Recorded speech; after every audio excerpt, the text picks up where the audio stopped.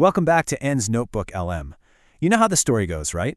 Some brilliant mind comes up with an idea, everyone tells them it's impossible, and then, boom, the world is never the same. Well, today we are diving into one of the most incredible of those stories about a quiet young man who saw a possibility that literally no one else did. It's a pattern we see over and over, isn't it? The more world-changing the idea, the more people line up to laugh at it. So you've got this double challenge. You've got to figure out the technology, and you have to fight against a tidal wave of doubt. The story we're getting into today, it's the absolute textbook case of that struggle, and the incredible win that came after. All right, so let's set the scene. The year is 1895. Our main character is a quiet 19-year-old Italian guy, Guglielmo Marconi. He's reading an article about this brand new scientific discovery called Hertzian waves, which, we just call radio waves today. For most people, it was just a cool science experiment, a curiosity. But for Marconi, he saw a full-blown revolution. He thought, wait a minute, we could use this to send messages through thin air? No wires needed? Okay, to really get what Marconi was thinking, we have to put ourselves in the mindset of the 1890s. Back then, scientists had this idea about a mysterious, invisible substance called ether. They pictured it filling all of space, like this invisible jelly that everything floated in. And they figured it's what carried light waves and heat waves. The brand new discovery was that this ether could also carry electric waves. So for Marconi, the million-dollar question was, okay, if it can carry a wave, can it carry a message? And he was totally convinced it was possible, so he got right to work. But his first lab? It wasn't some high-tech university setup. Nope. It was his dad's farm in Italy. He literally set up a makeshift transmitter on one side of the garden and a receiver on the other. And for his first antennas, he just used some tin boxes stuck on top of poles. Super basic stuff. So picture this. After all that tinkering and building, the moment of truth arrives. Marconi sends a spark from his transmitter, creating one of those electric waves in the so-called ether. And then, all the way across the garden, his little receiver goes click. That was it. The very first wireless message. I mean, it was just this tiny little sound, but wow, did it end up echoing through history. But how did he actually pull it off? Here's the tricky part. The signal coming through the air was super weak. Way too weak to actually make a Morse recorder do anything. Marconi's real stroke of genius was adapting a device called a coherer. It's basically a small tube with metal dust inside. When that weak signal came in, it made the dust particles literally stick together, or cohere.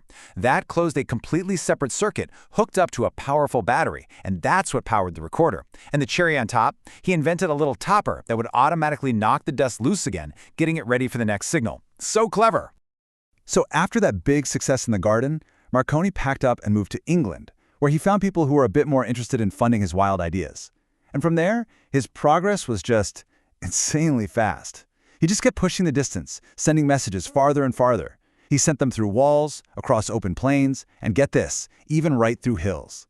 He was proving that these invisible waves could go through pretty much anything.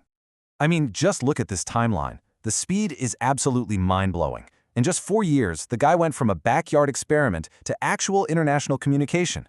By 97, he's using a kite for an antenna and hitting 8 miles. A year after that, he's on a boat, reporting on a regatta. And then, by 1899, he bridges the English Channel. Think about that. An invisible message linking France and England. It was a connection that was stronger than any physical cable. Okay, so he's conquered land. He's conquered short stretches of water. What's next? Well, for Marconi, the next logical step was the ultimate challenge, the entire Atlantic Ocean. So he builds this enormous, powerful transmitting station in Poldhu, right on the coast of England. And it had one and only one purpose, to blast a signal all the way across the ocean to North America. And this was the big question, right? The one on everybody's mind. Could a signal really travel that far? Most scientists were saying, no way, impossible. They thought the curve of the Earth alone would stop it dead.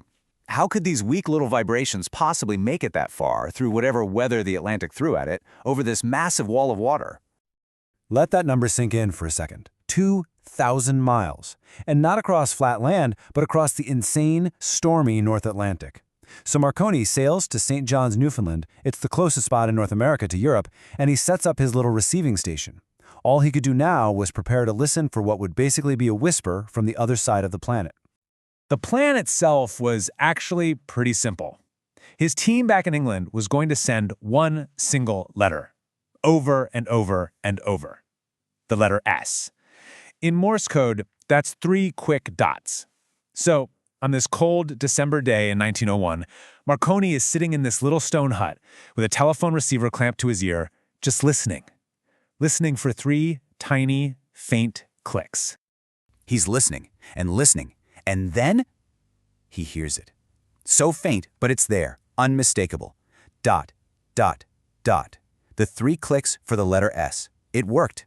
They had crossed 2,000 miles of ocean. The thing everyone said was impossible was done. In that one quiet moment, the entire world suddenly got a whole lot smaller. And you know, that success wasn't the end of the story. It was the absolute beginning of everything. It just unlocked a future that, until then, had just been wild dreams.